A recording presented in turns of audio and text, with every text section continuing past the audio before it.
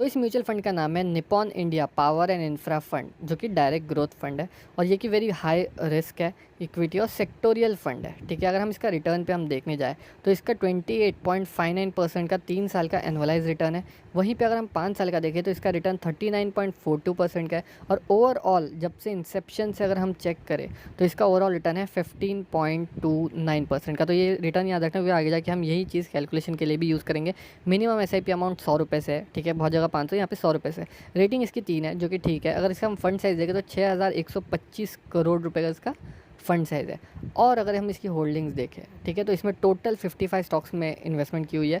जो टॉप 10 है ये कहीं ना कहीं आपकी स्क्रीन पे अभी आ ही रहे होंगे, जिसमें आप देख सकते हो रिलायंस इंडस्ट्री है, एनटीपीसी है, एलएनटी है, भारती एयरटेल है। तो बहुत अच्छी अच्छी कंपनियों में इसने इन्वेस्टमेंट की है। अभी सबसे इंपॉर्टेंट है आपका एक्सपेंस रेशियो और एग्जिट लोड।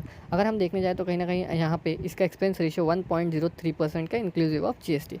एक्सपेंस रेशियो क्या होता है कि जब भी कोई म्यूचुअल फंड, जैसे वहाँ पे फंड मैनेजर या फिर जो लोग भी आपका फंड आपका यूज़ करके आपकी इन्वेस्टमेंट कर रहे हैं और आपको रिटर्न जनरेट करके दे रहे हैं, तो उस पर उनका भी तो कुछ बेनिफिट तो होना चाहिए। तो वो लोग एक्सपेंस रेशियो के इसमें वो पैसे आपके चार्ज करते हैं। तो अगर 1% से कम है तो ठीक है, ठीक है, अच्छा है। यहाँ पे कहीं ना कहीं 1.03% है। अगर आपको रिटर्न अगर अच्छा मिल रहा है तो कहीं ना कहीं आप देख सकते हो इन्वेस्टमेंट के लिए। ठीक है, अगर हम इसमें एग्जिट लोड देखें तो एग्जिट लोड इसका 1% है। अगर आपने 1 मंथ के अंडर विड्रॉ किया तो ही। ठीक है, बहुत जगह 12 मंथ मतलब 1 साल का टैट होता है, यहाँ पे सिर्फ 1 मंथ का है। मतलब 1 मंथ के बाद आपने अगर विड्रॉ किया तो आपको 1% का लोड नहीं देना पड़ेगा। लोड क्या होता है, जो भी आप इन्वेस्टमेंट करते हो उसका 1% अमाउंट वो लोग ले लेंगे अगर आपने 1 मंथ के अंडर विड्रॉ कर लिया। और इसके टैक्सेस सेम है। अगर अगर आपने 1 साल के अंडर विड्रॉ कर लिया तो जो भी आपका रिटर्न बनता है उसके ऊपर 20% टैक्स लगेगा। अगर आपने 1 साल के बाद अगर विड्रॉ किया और जो भी आपका प्रॉफिट है उस पर आपको एलटीसीजी टैक्स, जो कि आपका अभी 12.5% है, वो लगेगा। तो इस म्यूचुअल फंड में इन्वेस्टमेंट करने की 3 स्ट्रैटेजी, पहली एसआईपी, दूसरी स्टेप अप एसआईपी, तीसरी लमसम इन्वेस्टमेंट।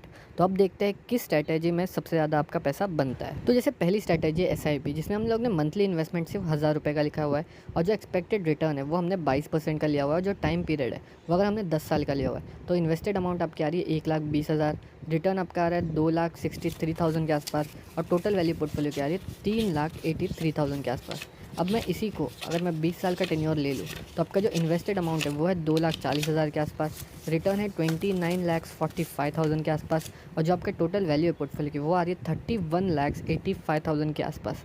अब मैं इसी टेन्योर को मैं अगर 25 साल ले लूँ, जहाँ पे आपका मंथली इन्वेस्टमेंट वही है 1000 रुपये का, तो जो आपकी इन्वेस्टेड अमाउंट आ रही है वो आ रही है 3 लाख के आसपास। जो आपका रिटर्न बन रहा है वो बन रहा है 84,14,000 के आसपास और जो टोटल वैल्यू आ रही है पोर्टफोलियो की वो आ रही है 87,14,000 के आसपास। अब हम देखने वाले 30 इयर्स का टेन्योर। अगर किसी ने 30 इयर्स तक अगर इन्वेस्टेड रहा तो उसका जो इन्वेस्टेड अमाउंट है वो बन रहा है 3,60,000 के आसपास। जो रिटर्न बन रहा है उसके ऊपर वो बन रहा है 2,32,95,000 के आसपास और जो टोटल वैल्यू पोर्टफोलियो की निकल के आ रही है वो आ रही है 2,36,55,000 के आसपास। मतलब देख ही सकते हो 30 साल में आप 2 करोड़ के भी ऊपर आपका पोर्टफोलियो चला जाता है। अब हम देखने वाले सेकंड जो स्ट्रैटेजी जो कि आपकी स्टेप अप एसआईपी स्ट्रैटेजी उसे। तो यहाँ पे भी हम वही चीज़ करेंगे कि अपना जो एसआईपी अमाउंट है जो मंथली इन्वेस्टमेंट में वो हम लोग 1000 रुपये लेंगे।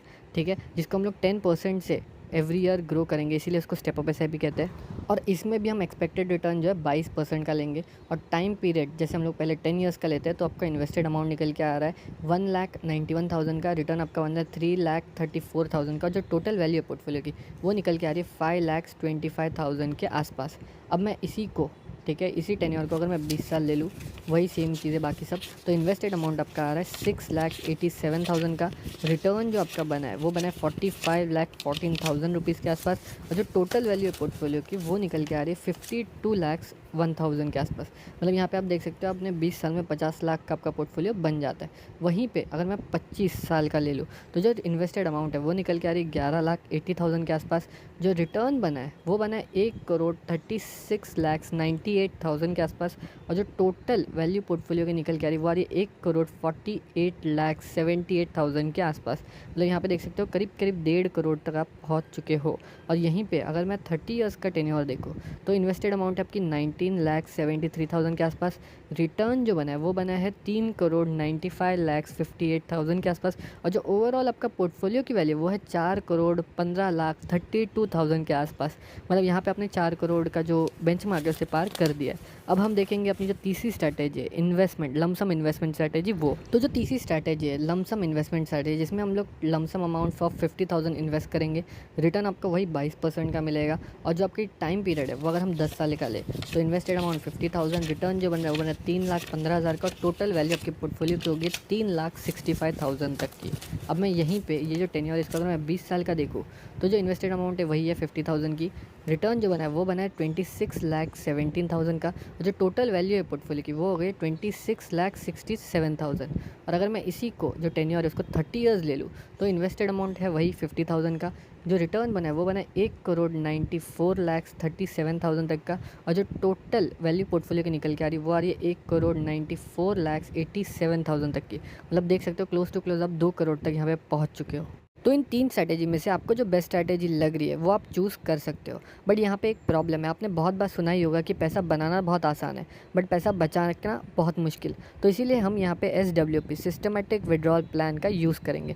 अब इसमें होता है क्या है, समझो आपने SIP या लमसम इन्वेस्टमेंट से एक अच्छी खासी अमाउंट बना ली, ठीक है, 1 करोड़ तक की आपने अमाउंट बना ली। बट अगर आपने वो 1 करोड़ की अमाउंट प्रॉपर तरीके से अगर यूज़ नहीं की तो हो सकता है आने वाले 5 या 10 साल में वो 1 करोड़ भी ख़त्म हो जाए, ठीक है। तो इसीलिए प्रॉपर तरीके से कैसे हम इसको पेंशन के प्लान के से यूज़ कर सकते हैं वो समझना ज़रूरी है। पेंशन का प्लान बेसिकली क्या होता है कि आपको एवरी मंथ एक फ़िक्स अमाउंट आए, ठीक है, जिससे आपका जो भी आपका गुजारा है वो हो जाएगा। इसीलिए यहाँ पे SWP को हम यूज़ करेंगे, सिस्टमेटिक विड्रॉल प्लान। इसमें क्या होता है, आप एक पर्टिकुलर अमाउंट इन्वेस्ट कर देते हो, ठीक है, और उससे हम एक पर्टिकुलर एवरी मंथ एक थोड़ा थोड़ा अमाउंट कट लेते हैं, ठीक है, और जिसको हम लोग अपनी जितनी भी यूज़ है, ठीक है, आपका घर का खर्चा हो, लाइट बिल हो, वो सब आप वो अमाउंट से यूज़ करते हो, ठीक है। अब वो अमाउंट एवरी मंथ आपके पोर्टफोलियो से कटते आती रहती है, बट स्टिल आपका जो पोर्टफोलियो उसमें तो टोटल अमाउंट आपकी इन्वेस्टेड है तो वो ग्रो होती जाती है, ठीक है। तो हम यहाँ पे एक बेसिक कैलकुलेशन समझेंगे SWP का। समझो जितनी मैंने आपको इन्वेस्टमेंट स्ट्रैटेजी अभी बताई उसमें से हमने एक चूज़ कर ली, उससे आपका 1 करोड़ का आपका एक पोर्टफोलियो बन गया, ठीक है, आपका टोटल पोर्टफोलियो 1 करोड़ का हो गया। अगर आप 1 करोड़ के पोर्टफोलियो से एवरी मंथ 20,000 अगर विड्रॉ करते हो और स्टिल वो जो पोर्टफोलियो 15% से भी बेयर मिनिमम ग्रो कर रहा है, क्योंकि निफ्टी 15% से ग्रो हो रहा है, तो भी अगर मैंने 15% भी पकड़ा, ठीक है, जो कि मैंने बहुत कम पकड़ा है, स्टिल अगर 15% से भी ग्रो हो रहा है तो भी 10 साल का अगर मैं यहाँ पे कैलकुलेशन देखूँ तो जो आपकी टोटल इन्वेस्टमेंट थी 1 करोड़ थी, आपने टोटल विड्रॉल 10 सालों में 20,000 अगर आप एवरी मंथ लेते हो तो टोटल आपने 24 लाख रुपए विड्रॉ कर लिए। बट स्टिल जो आपका पोर्टफोलियो है उसकी जो फाइनल वैल्यू निकल के आ रही है वो आ रही है 3,52,56,000 तक की। और ऐसा क्यों हुआ, क्योंकि वो जो पोर्टफोलियो वो तो 15% से ग्रो हो ही रहा है, ठीक है, और स्टिल जो आपने विड्रॉ करे वो अमाउंट बहुत छोटी है। अगर मैं यही कैलकुलेशन अगर मैं 20 साल के लिए देखूँ, ठीक है, तो वही टोटल इन्वेस्टमेंट तो आपकी 1 करोड़ है, वहाँ पे आपने जो टोटल विड्रॉल किया 20-20 हज़ार करके इन 20 सालों में वो हो रहा है 48 लाख रुपीज़ तक का। बट जो आपका पोर्टफोलियो साइज़ है वो हो चुका है 13,74,31,000 तक का। और ये क्यों हो रहा है, क्योंकि आप अमाउंट तो बहुत छोटी विड्रॉ कर रहे हो, ठीक है, और स्टिल ये ग्रो होता जा रहा है। अगर मैं यही कैलकुलेशन अगर मैं 25 साल के लिए देखूँ, ठीक है, तो टोटल इन्वेस्टमेंट वही है 1 करोड़ तक की, टोटल विड्रॉल जो आपने 25 सालों में लिया है वो लिया है 60 लाख तक का, और जो आपके फाइनल वैल्यू जो आपके पोर्टफोलियो की बन रही है वो बन रही है 27,46,96,000 तक की। मतलब आप देख ही सकते हो आपका पोर्टफोलियो जो ग्रो होता जा रहा है और आप एवरी मंथ छोटी छोटी अमाउंट विड्रॉ कर रहे हो। अगर हम यहाँ पे 30 भी ले लूँ, मैं 30 ईयर का टेन्योर ले लूँ तो टोटल इन्वेस्टमेंट वही 1 करोड़ तक की है। जो टोटल विड्रॉल अमाउंट है वो हो चुकी है 72 लाख, और जो फाइनल अमाउंट जो आपके पोर्टफोलियो की बनी है वो बनी है 55,07,86,000 तक की। मतलब आप देख ही सकते हो 1 करोड़ का इन्वेस्टमेंट करके अगर आप उससे भी every month as a pension थोड़ा थोड़ा भी अगर विड्रॉ करते हो, जैसे यहाँ पे हमने 20,000 का कैलकुलेशन किया है, अब यही कैलकुलेशन हो सकता है आपका 50,000 हो, 60,000 हो, आप ज़्यादा से भी ले सकते हो। बट एक चीज़ आपको ध्यान में रखनी है, जो आपका ओवरऑल 1 साल का जो रिटर्न है उससे आपका जो विड्रॉल परसेंट है वो हमेशा कम होना चाहिए। समझो आपका इन्वेस्टेड अमाउंट 1 करोड़ है, जिससे अगर आप 6% से विड्रॉ कर रहे हो, ठीक है, तो 1 करोड़ का 6% होता है 6 लाख रुपए। तो 6 लाख डिवाइड बाय अगर आप 12 करते हो तो 50,000 रुपीज़ अगर आप पर मंथ भी विड्रॉ करते हो, ठीक है, और आपका अगर पोर्टफोलियो 15% से ग्रो हो रहा है तो स्टिल आप प्रॉफिट में हो, क्योंकि आप 6% से विड्रॉ कर रहे हो और जब आपका पोर्टफोलियो है वो पोर्टफोलियो 15% से ग्रो हो रहा है। यूजुअली 15-18% से अगर ग्रो हो रहा है तो भी आपका जो अमाउंट है पोर्टफोलियो का वो कभी भी खत्म नहीं होगा, ठीक है। तो इस तरीके से कहीं ना कहीं आप अपने पेंशन का भी जो प्लानिंग है वो अच्छे से कर सकते हो। और विद टाइम आप बहुत लोगों को ये भी सवाल होगा कि इन्फ्लेशन बढ़ेगा, चीज़ें बढ़ेंगी, तो सिर्फ 50,000 रुपये से मेरा काम होगा नहीं। तो वही चीज़ आपको देखनी है, जैसे पोर्टफोलियो आपका 2 करोड़ 3 करोड़ होगा तो उसका आपको 6% लेना है, तो आपको 1.5 लाख 2 लाख इस तरीके से आप अपना पैसा बढ़ा भी सकते हो। बट वो डिपेंड करता है आपका पोर्टफोलियो कितना जल्दी ग्रो करता है उसके ऊपर। तो SWP बहुत ही एक स्ट्रॉन्ग पॉइंट है, अगर उसने किसी ने बहुत अच्छे से इसको समझ लिया तो बहुत अच्छा खासा अपना पेंशन का प्लानिंग कर सकता है।